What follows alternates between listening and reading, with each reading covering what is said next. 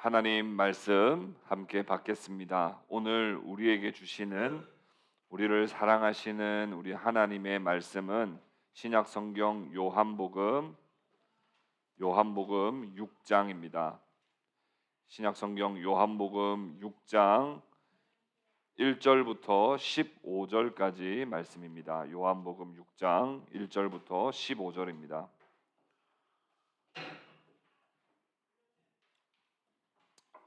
교독하심으로 우리 하나님의 말씀을 받겠습니다. 그 후에 예수께서 디베랴 갈릴리 바다 건너편으로 가시매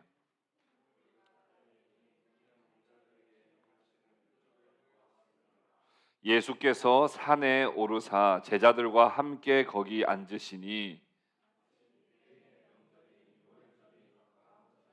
예수께서 눈을 들어 큰 무리가 자기에게로 오는 것을 보시고 빌립에게 이르시되 우리가 어디서 떡을 사서 이 사람들을 먹이겠느냐 하시니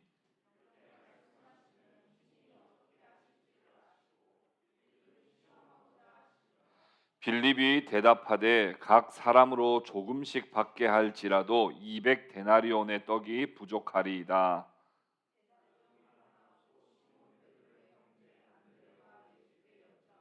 여기 한 아이가 있어 보리떡 5개와 물고기 2마리를 가지고 있나이다. 그러나 그것이 이 많은 사람에게 얼마나 되겠사옵나이까?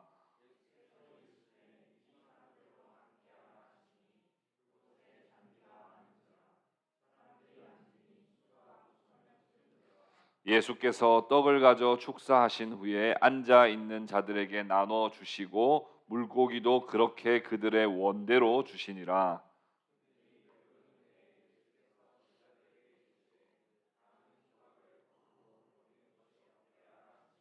이에 거두니 보리떡 5개로 먹고 남은 조각이 12바구니에 찼더라.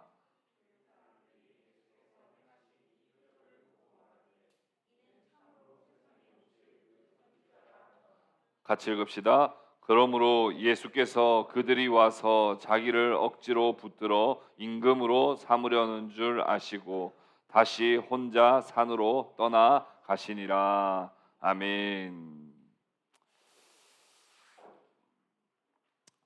오늘 요한복음 강의 22번째 어디서 떡을 사서라는 제목으로 하나님의 말씀을 증거하겠습니다. 하나님께서 우리를 만드셨기 때문에 우리에 대하여 가장 잘 아신다고 해도 틀리지 않습니다. 나를 가장 잘 아는 사람이 누구입니까? 나의 아내, 나의 남편입니까? 아니면 나의 어머니입니까? 나의 아버지입니까? 내 친구입니까? 주님께서 우리에게 말씀하시기를 이렇게 말씀하셨어요. 내가 너희에 대하여 머리카락 개수까지 다 세고 계신다. 이렇게 말씀하셨어요. 정말 우리가 우리 스스로도 알지 못하는, 내 가족도 발견해내지 못하는 우리의 필요를 가장 잘 알고 계시는 분은 바로 하나님이십니다. 그런데 만약 인간에게 가장 절실하게 필요한 것이 지식이라면 하나님께서 자신의 아들을 이 땅에 보내실 때 학자나 교사로 보내셨을 것입니다. 만약 인간에게 가장 필요한 것이, 정말 절실하게 필요한 것이 과학 기술이라고 판단하셨다면 하나님이 아들을 이 땅에 사람으로 보내실 때 개발자나 과학자로 보내셨을 것이 분명합니다.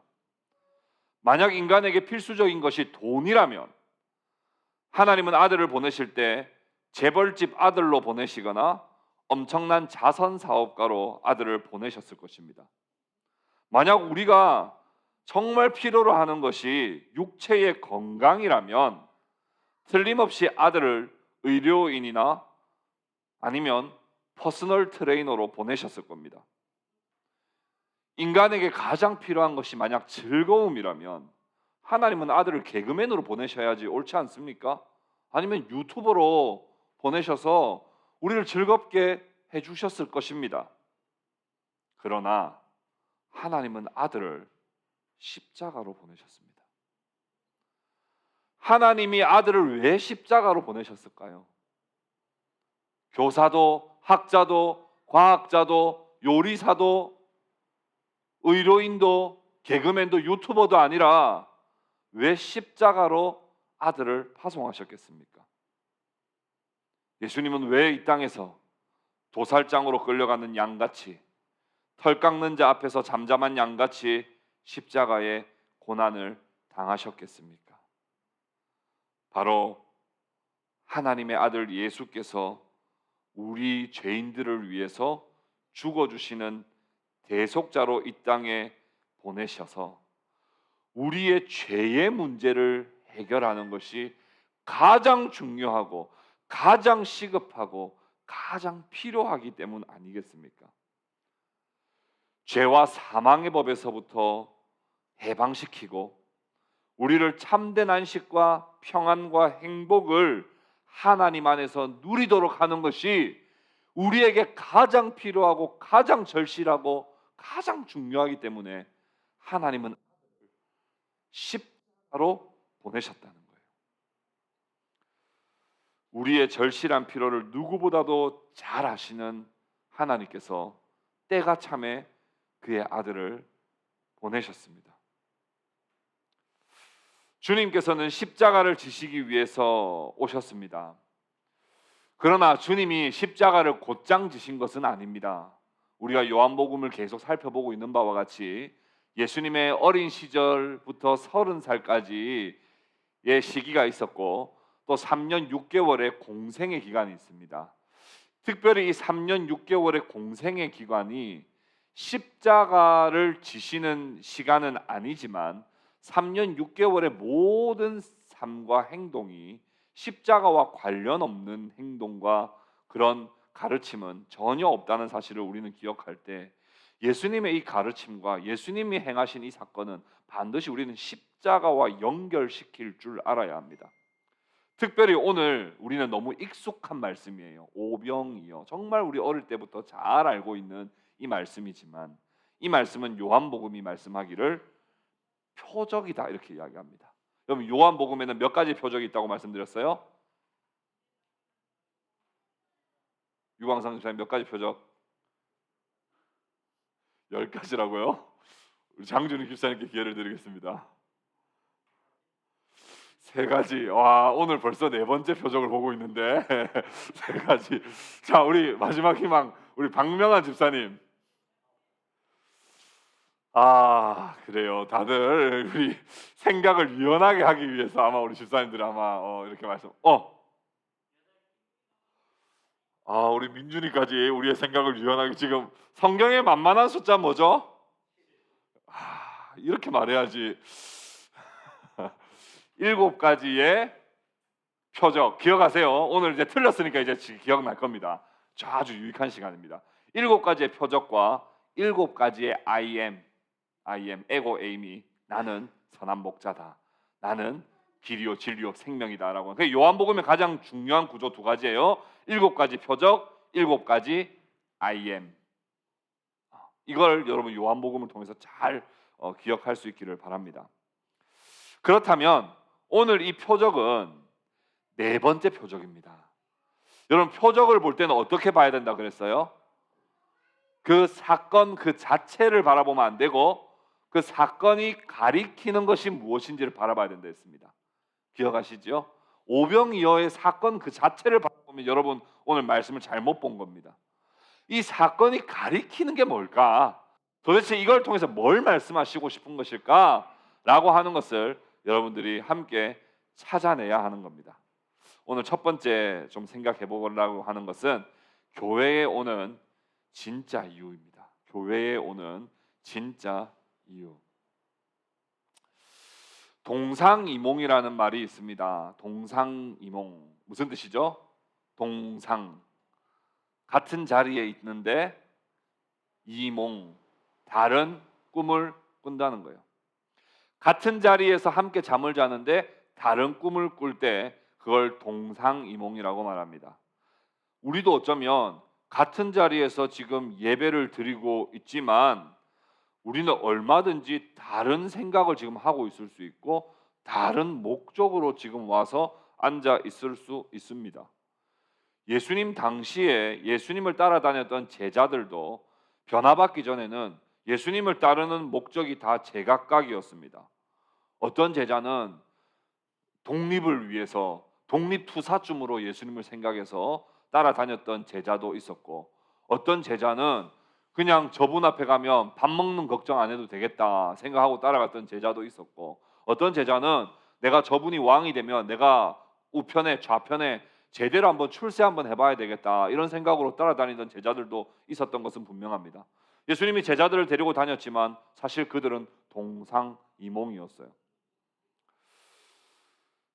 그 동상이몽인 까닭은 주님의 부르심에 온전히 반응하지 못했기 때문이에요. 주님이 나를 부르셨다는 그 부르심에 반응하지 못했고, 내가 그저 주님을 따랐다라고 생각했기 때문에 내 목적과 내 수단이 더 분명하게 있었던 것입니다. 예수님께 몰려들었던 군중들은 어땠겠습니까? 말할 것도 없습니다. 예수님께 몰려들었던 군중들은 정말 그 목적이 다양했습니다. 정말 제각각 목적대로 예수님께 몰려와 있었습니다. 우리 오늘 본문 말씀 봅시다. 요한복음 6장 2절 같이 한번 읽어봅시다. 같이 읽읍시다. 시작. 큰 무리가 따르니 이는 병자들에게 행하시는 표적을 보았음이로라. 큰 무리가 주님께 나와왔는데, 큰 무리, 적지 않은 정말 많은 사람들이 주님 앞에 나와왔는데 주님을 따르는데, 왜 따르냐? 주님이 행하시는 것을 보았다 이렇게 표현합니다. 주님이 행하시는 무엇인가를 보았기 때문에 그들은 따랐다는 거예요. 그 무리는 예수님이 행하시는 것을 주목하였고 그 주목한 것을 보고 그대로 그것을 보고 따랐던 것입니다. 쉽게 말하면 그들이 바라는 것, 그들이 기대하는 것, 그들이 욕망하는 것을 채워줄 적임자가 바로 예수라고 생각했기 때문에 예수를 따른 것이라는 겁니다. 그들은 예수께서 말씀하시는 하나님 나라와 복음에 반응하여 몰려든 사람들이 결코 아닙니다. 예수께서 가르치셨던 그 복음, 예수 그리스도께서 가르치셨던 그 하나님 나라에 반응하여 모인 것이 아니라 자신들의 기대와 자신들의 욕망을 충족시켜 줄 자로 선택하여 예수님께 나아왔다는 것입니다. 누군가는 아파서 왔어요. 누군가는 배가 고파서 왔습니다. 또 다수는 나라의 독립과 해방을 위해서 왔습니다. 누군가는 지긋지긋한 삶에서 벗어나 출세 한번 제대로 해보고 싶다는 마음으로 왔습니다. 누군가는 부모 따라 나왔을 것이고, 누군가는 형제 따라 친구 따라 나와서 예수님께 와 있는 건지도 모르겠습니다. 여러분, 근데 그렇게 하면 안 됩니까? 아파서 오면 안 돼요? 배가 고파서 오면 안 됩니까? 아파서 올 수 있고 배가 고파서 올 수 있습니다. 출세 한번 해보려고 올 수도 있습니다. 처음에는 그렇게 올 수 있습니다. 아니, 그렇게라도 와야 합니다. 그러나 주님의 기적이 아닌 주님의 복음과 하나님 나라를 제대로 배워야 합니다. 거기에 머물러 있으면 동상이몽이 되는 거예요. 내가 아파서 왔다고 병을 낫게 해주는 분으로만 생각하고 있으면 주님을 목적 삼는 것이 아니라 주님을 수단으로 삼고 있는 거예요. 주님을 도구화하고 있는 겁니다. 주님의 복음을 듣고 하나님의 나라를 배우면 생각의 틀이 깨어지고 시야의 차원이 바뀌고 주님과 동상이몽이었으나 주님과 일심동체가 되는 것을 경험해야 그것이 진정한 하나님 나라를 바라보게 되는 것이죠. 요한복음 6장 14절 15절 우리 한번 마지막 말씀인데요. 같이 한번 읽어볼까요? 14절 15절 같이 읽읍시다. 시작. 그 사람들이 예수께서 행하신 이 표적을 보고 말하되 이는 참으로 세상에 오실 그 선지자라 하더라. 그러므로 예수께서 그들이 와서 자기를 억지로 붙들어 임금으로 삼으려는 줄 아시고 다시 혼자 산으로 떠나 가시니라. 표적을 보고 하나님께서 보내신 선지자다 이렇게 믿었다는 거예요. 근데 여러분 이 말을 잘못 해석하면 믿음이 좋구나 이렇게 해석할 수 있어요. 아닙니다. 내 필요를 채워줄 하나님이 보내준 도움이구나. 내 필요를 채워줄, 나의 욕망을 기독교가 지금 채워주려고 보낸 그런 선지자구나 라고 받아들였다는 거예요. 15절에 이런 단어가 있죠. 억지로 붙들어. 15절에 억지로 붙들었다. 억지로 붙들어서 왕으로 삼으려는 줄 알고 주님은 그 자리를 떠나버리셨어요. 억지로 붙들었다. 강제적으로. 그들이 예수님의 표적을 보고 하나님 앞에 무릎을 꿇은 것이 아닙니다.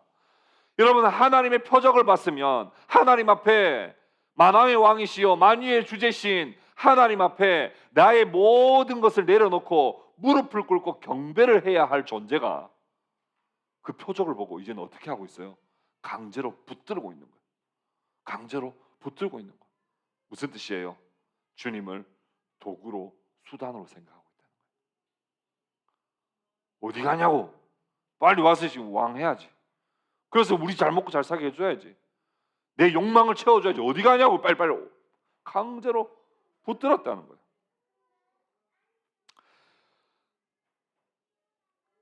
우리가 교회에 오는 진짜 이유는 뭡니까? 여러분, 우리 교회에 왜 나오고 있습니까? 우리가 교회 진짜 오는 이유가 뭐예요? 오늘 이 오병이어 사건을 통해서 우리는 이것 먼저 생각해 봐야 됩니다. 저는 우리 교회 성도들의 수준이 높다고 믿습니다. 저는 우리 교회 성도들의 수준이 교회 와서 돈 잘 벌려고, 교회 와서 출세하려고 오는 사람은 저는 없다고 믿습니다. 그건 진짜입니다. 분명 하나님 때문에 저는 여러분들이 교회 나온다고 생각합니다. 친구 따라 교회 오는 사람 있어요, 여기? 없잖아요. 근데 한 가지 제가 기대하는 건 있습니다. 목사님이 잘생겨가지고 혹시 교회 나오시는 분 계세요? 없습니까? 그러니까 벌써 수준이 높다니까. 여러분들이 생각보다 그렇게 유치한 사람들이 아니에요. 여러분들 수준이 꽤 높습니다. 하나님 때문에 다 교회 왔어요. 그런데 여러분 진지하게 생각해 봐야 될 게 있습니다. 그것은 우리가 하나님 때문에 왔고 하나님을 신앙하기 위해 왔고 하나님을 예배하기 위하여 우리가 나왔습니다. 그러나 성경에서 하나님이 자신을 계시하시는 하나님을 우리는 바라고 있냐 이거예요. 성경에서 나는 누구다라고 말씀하시는 그 하나님을 정말 갈망하여 왔느냐? 아니면 하나님은 이런 분일 거야. 당연히 하나님이라면 나에게 이런 건 해주셔야 되지 않나? 라고 하는 내가 생각하는 하나님, 내가 믿는 하나님, 내가 욕망하는 그 하나님을 여러분 바라보고 오지는 않았나? 그것을 우리는 돌아봐야 하는 겁니다. 성경에서 계시하신 하나님을 알고 싶어서 와야 돼요. 하나님이 어떤 분인지를 정말 배우고 싶어서 와야 돼요. 하나님의 다스림을 받고 싶어서 와야 돼요. 그러나 여기 와서 하나님을 억지로 붙들고 강제로 붙들어서 하나님 이러셔야 되는 거 아닙니까? 하나님이라면 최소한 이렇게 해야 되는 거 아닙니까? 내가 아는 하나님은 이런 하나님인데 왜 목사님은 이상한 하나님을 말하죠? 그 하나님은 내가 아는 하나님 아닌데요?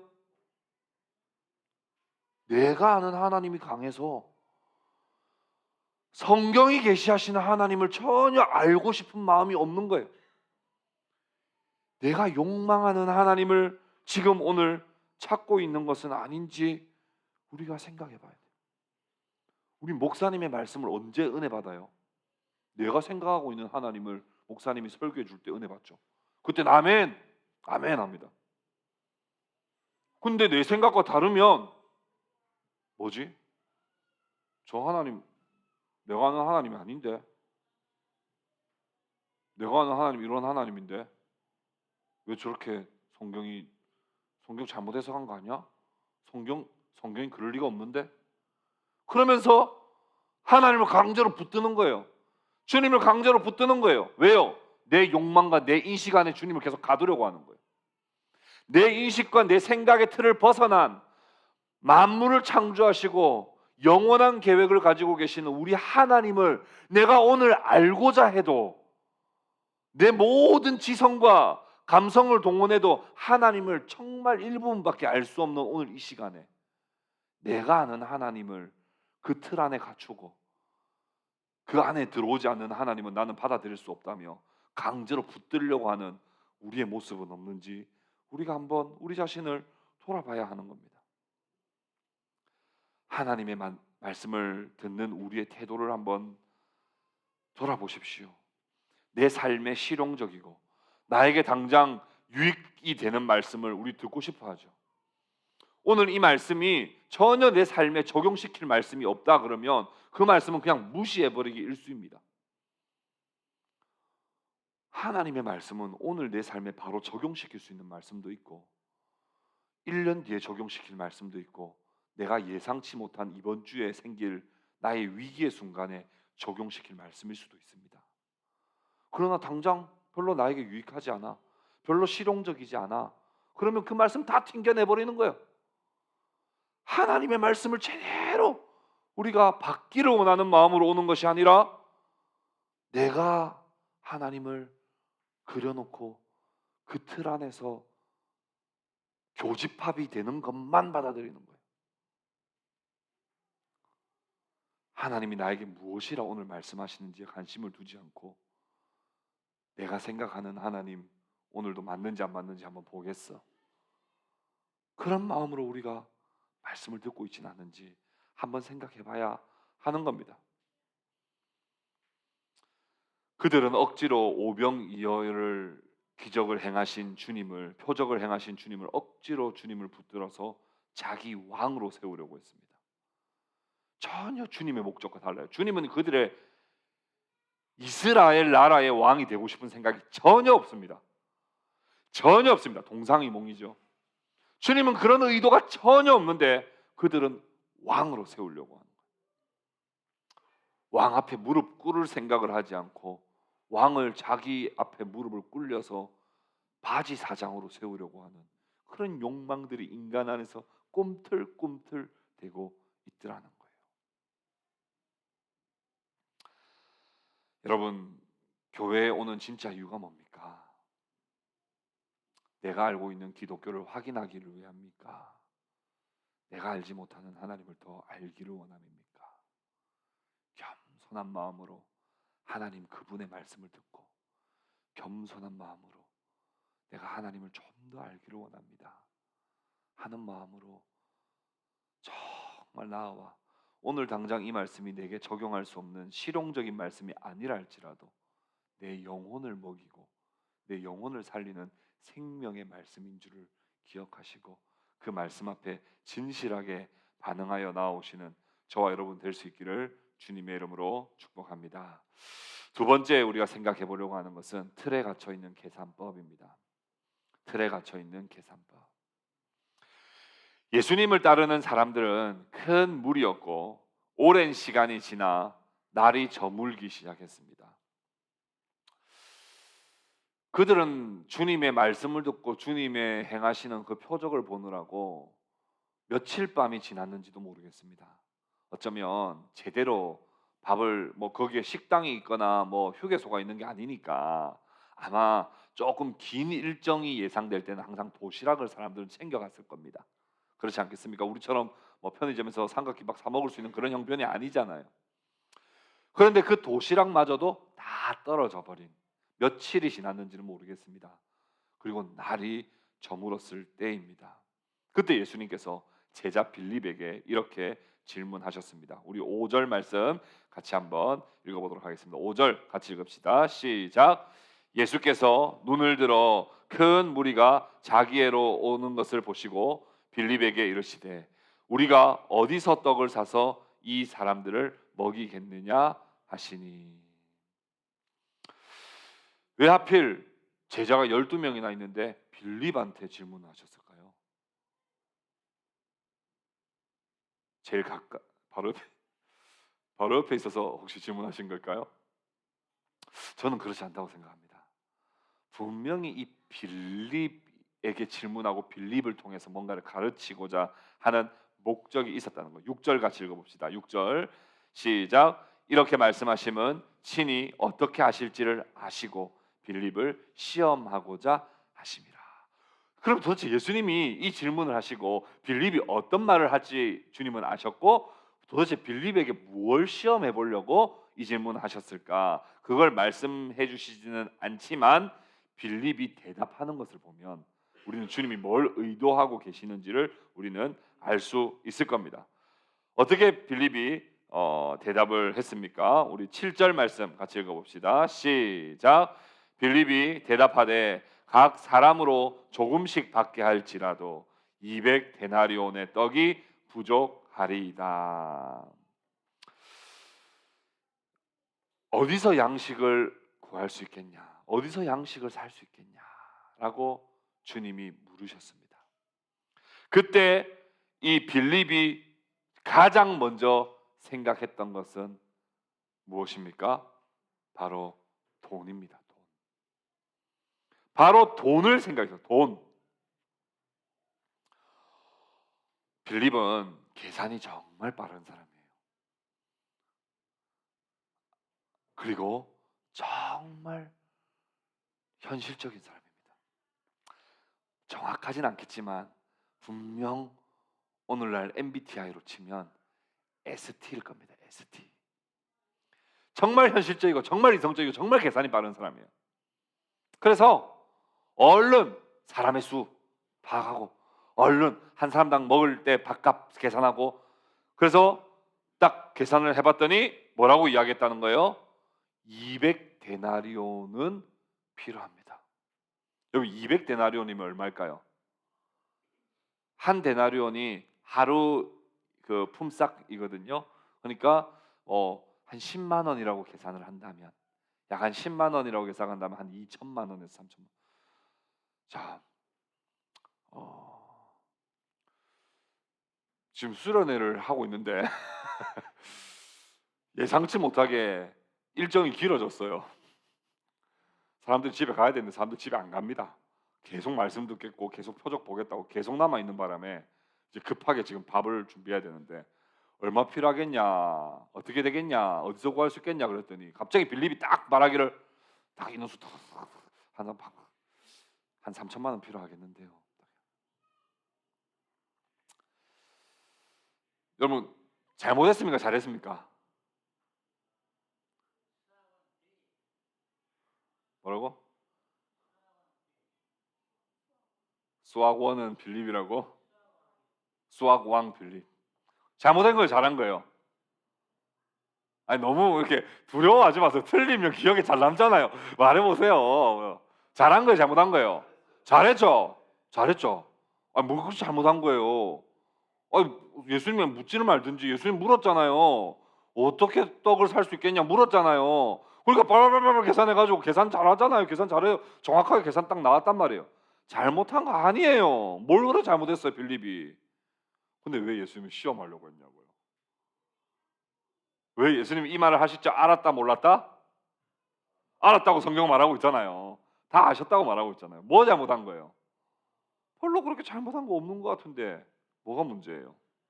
인간에게는 늘 돈이라고 하는 것이 차지하는 비중이 큰 존재라고 하는 걸 말해주고 싶은 거예요. 돈을 가지고 우리는 필요한 것을 늘 구입하고 생활하는 존재입니다. 그렇죠? 혹시 여기 돈 없이 사시는 분 계세요? 하나님이 날마다 아침, 점심, 저녁마다 까마귀를 혹시 보내주셔서 그거 먹고 사시는 분 계세요? 우리는 다 돈을 씁니다. 그렇죠? 인간은 누구나 다 돈을 가지고 살아가는 존재요. 돈으로 날마다 구입해서 돈으로 살아갑니다. 그래서 돈 계산이 빠르고 돈의 힘을 생각보다 우리는 많이 신뢰합니다. 여러분, 돈 힘 신뢰하고 계시죠? 우리는 돈의 힘을 신뢰하며 살아갑니다. 돈을 우리가 좋아하진 않아요. 여기 저는 우리 교회 성도들이요, 돈 좋아하는 사람 없다고 생각합니다. 그러나 돈 없이는 살 수 없다고 다 믿고 있을 거라고 생각해요. 돈과 현실적인 문제가 늘 우리는 몸 깊이 배어 있는 존재라고 하는 걸 주님은 지적하시는 거예요. 자, 다시 설명해 볼게요. 돈 계산하는 게 잘못된 건 아니에요. 맞죠? 그리고 그 계산은 할 수 있는 겁니다. 그리고 잘한 겁니다. 그렇죠? 근데 뭐가 문제라는 거예요? 인간이 생각보다 돈이라고 하는, 지금 이 현실이라고 하는 틀에 갇혀서 그것밖에 계산하지 못하는 존재라고 하는 것을 지적하고 싶은 거예요. 예수님은 현실적으로 살지 말고 이상적으로 살아라고 말씀하시는 분이 아니에요. 아유, 돈 계산하지 마. 그냥 가다 보면 길거리에 하나님이 떡 떨어뜨려 놓으셨겠지. 이렇게 살아라고 하시는 건 아니에요. 계산해야 됩니다. 현실적으로 준비도 해야 되고 경제 활동도 해야 됩니다. 그거 무시하시는 하나님이 아니에요. 다만 우리는 그 돈의 위력을 너무나 믿고 있는 나머지 그 틀에 갇혀서 하나님의 개입하심, 하나님의 초자연적인 역사를 생각할 수 없는 현실이라고 하는 틀에 갇혀 있는 존재라고 하는 것을 우리로 하여금 말씀하시고 싶은 거예요. 빌립은 떡이 어디서부터 오는가를 생각할 수 없었습니다. 틀에 갇혀 있었던 거죠. 떡이 비로소 어디서부터 오는가를 생각하지 못했고, 떡은 얼마면 살 수 있나를 먼저 생각했습니다. 떡은 어디 가야 살 수 있나를 생각했지, 떡은 어디서부터 생겨나나 라고 하는 것을 생각하지 못했기 때문입니다. 내가 취업을 하고 내가 열심히 일해서 돈을 벌고 그 돈으로 먹을 것을, 입을 것을 구매하여 내 삶을 살아간다고 하는 그냥 현실과 자본주의적인 사고방식의 틀에 어쩌면 우리도 갇혀서 살고 있지는 않는지 우리 자신을 좀 점검해 봐야 됩니다. 우리가 먹고 사는 것이 어디서부터 온 것인지 우리는 생각할 수 없는 현실주의자가 되어버렸습니다. 그래서 말로는 고상하게 하나님이 주셔서 먹습니다, 하나님 우리에게 일용할 양식을 주셔서 감사합니다 라고 말은 하나, 사실 우리의 생각과 우리의 마음 깊은 곳에는 내가 열심히 일해서, 내가 돈 벌어서, 내가 밥 사 먹고 있다고 생각하는 것이 사실은 우리에게 지배적이란 말입니다. 우리가 밥을 먹을 때 이 밥이 도대체 어디서부터 와서 우리가 먹을 수 있냐를 생각할 수 없는 현실주의자로 우리가 살아가고 있지는 않는지 우리 자신을 돌아봐야 되는 거예요. 빌립은 예수님의 말씀을 듣고 얼른 계산을 하고 얼른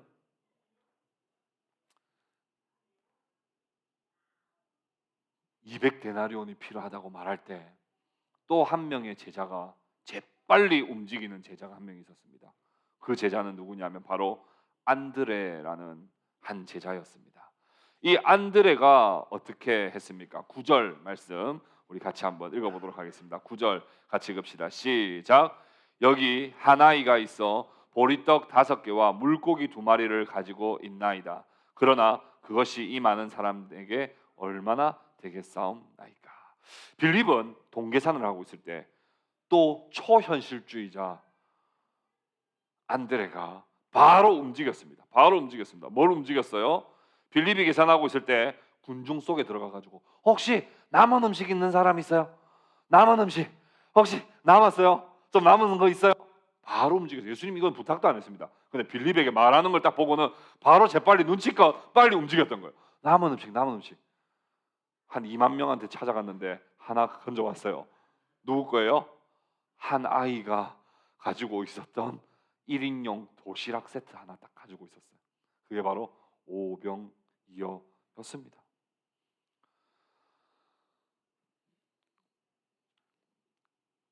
극 S, 극 E인지는 모르겠습니다.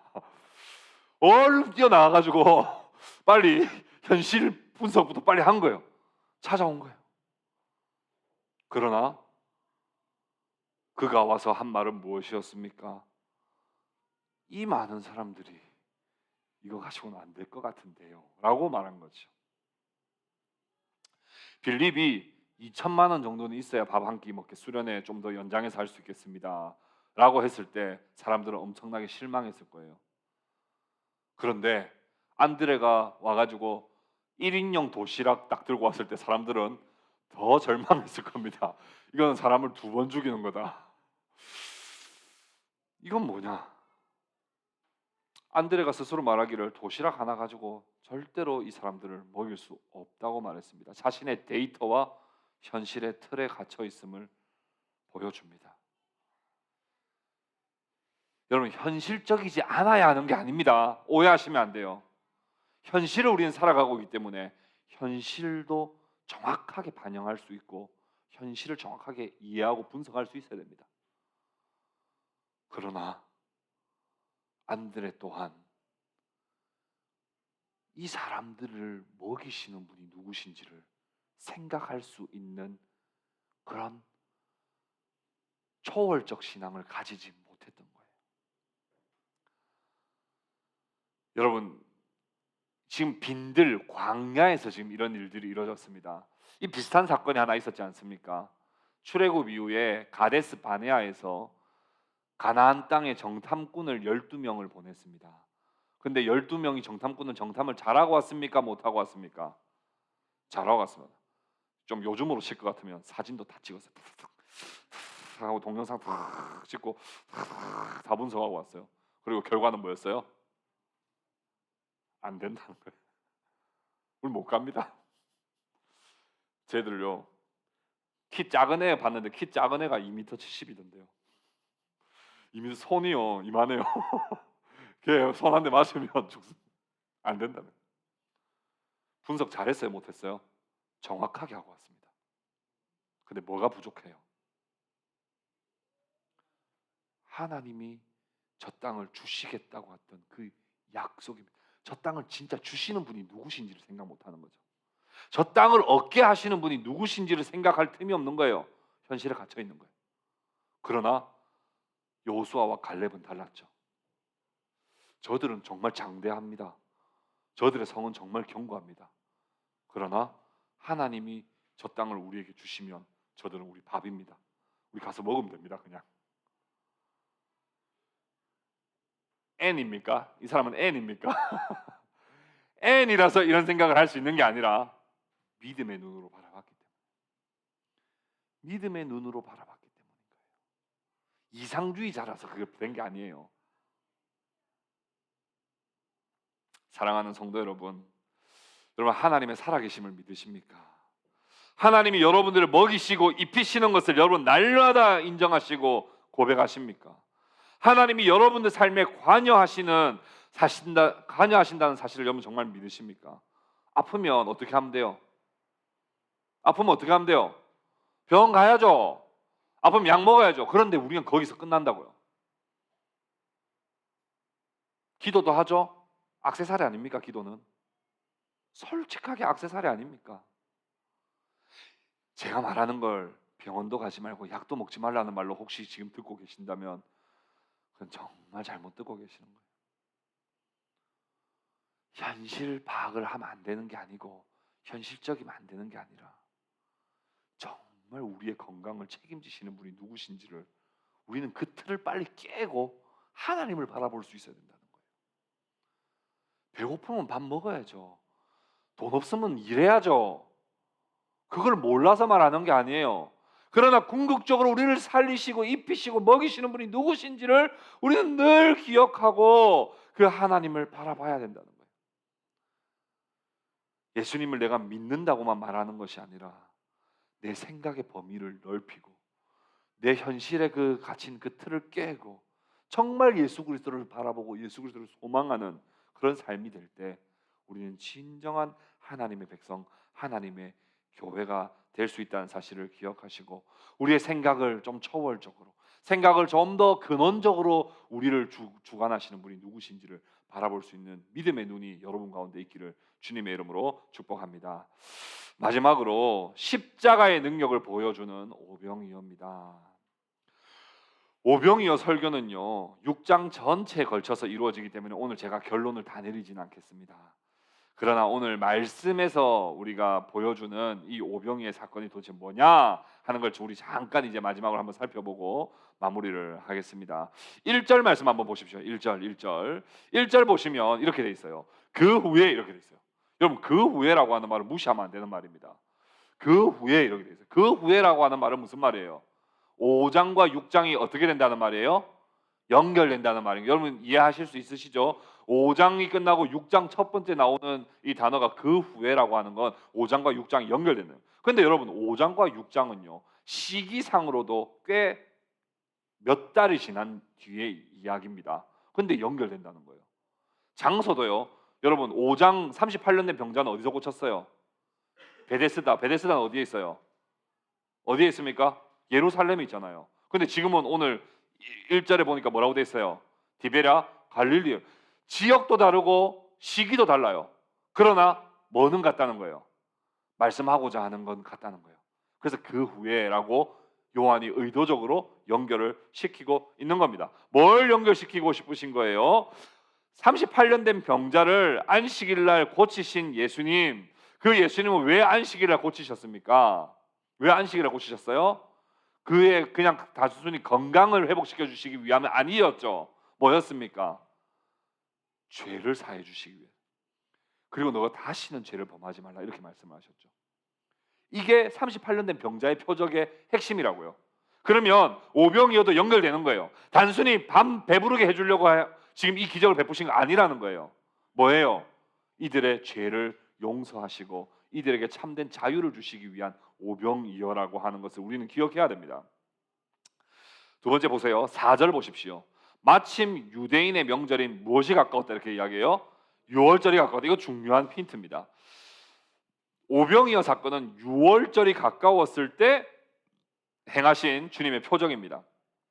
이 유월절은 오병이어 사건을 해석하는 데 중요한 키가 됩니다. 유월절은 어떤 날이에요? 유월절은 400년의 애굽의 노예 생활을 이제 마무리하고 묶임과 속박에서부터 해방되어 자유하고 구원을 얻는 것을 기념하는 날이 바로 유월절이죠.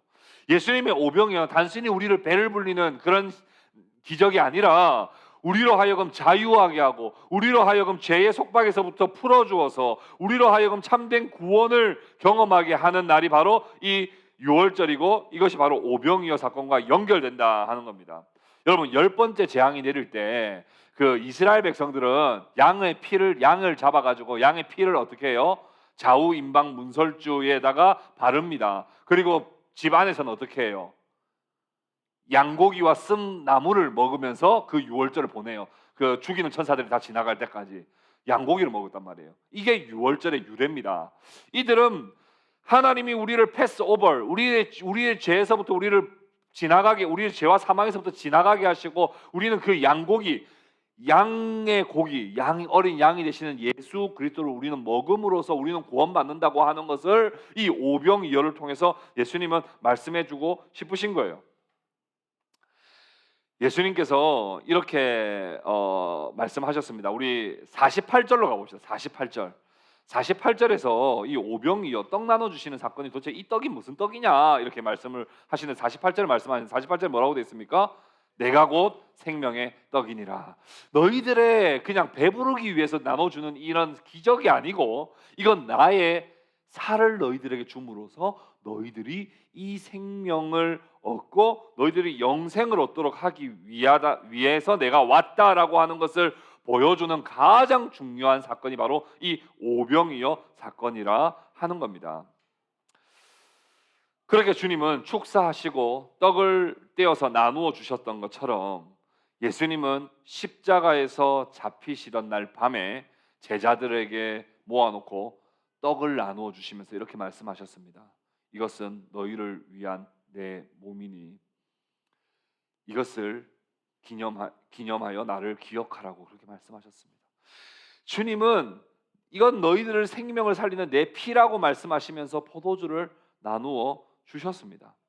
오병이어 사건은 우리의 육신의 배를 불리고 우리의 육신의 욕망을 채우는 그런 사건이 아니라 우리에게 영생을 주는, 예수님 자신을 십자가에 피 흘려 너희들에게 내 살을 나누어 줄 것을 예표하는 가장 중요한 십자가 사건이 바로 이 오병이어라고 하는 것을 우리는 기억을 해야 합니다.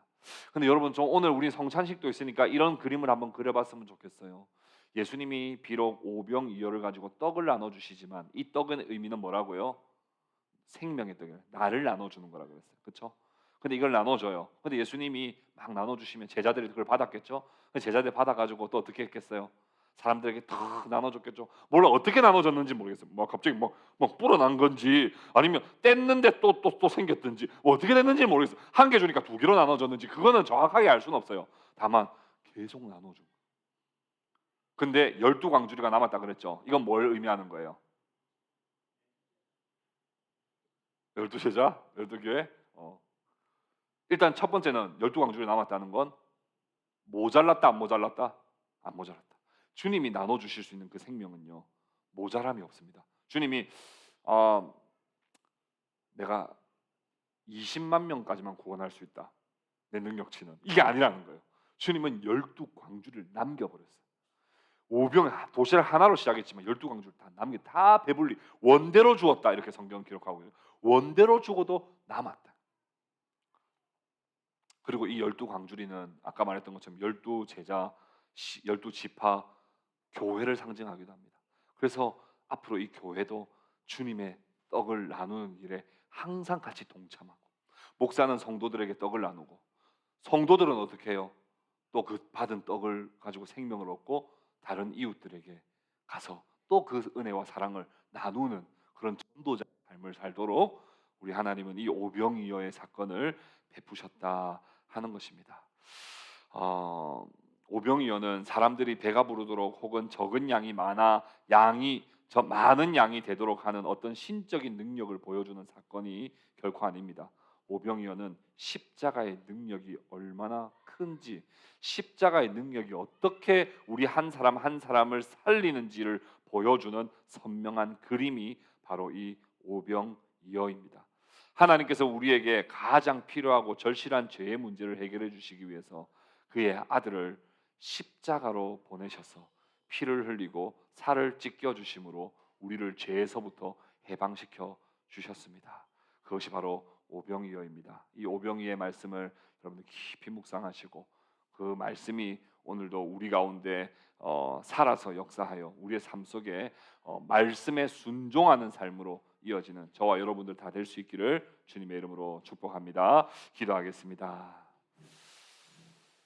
우리 함께 오늘 주신 말씀을 기억하며 함께 기도하도록 하겠습니다. 오늘 주신 말씀을 가지고 여러분들에게 주신 하나님의 말씀 가지고 하나님 그 말씀을 내가 잘 이해하고 정리하고 깨닫고 적용하며 또 우리 삶 속에 순종하며 살아가도록 도와주십시오. 이런 기도 제목으로 우리 하나님께 기도 올려드리겠습니다. 기도합시다.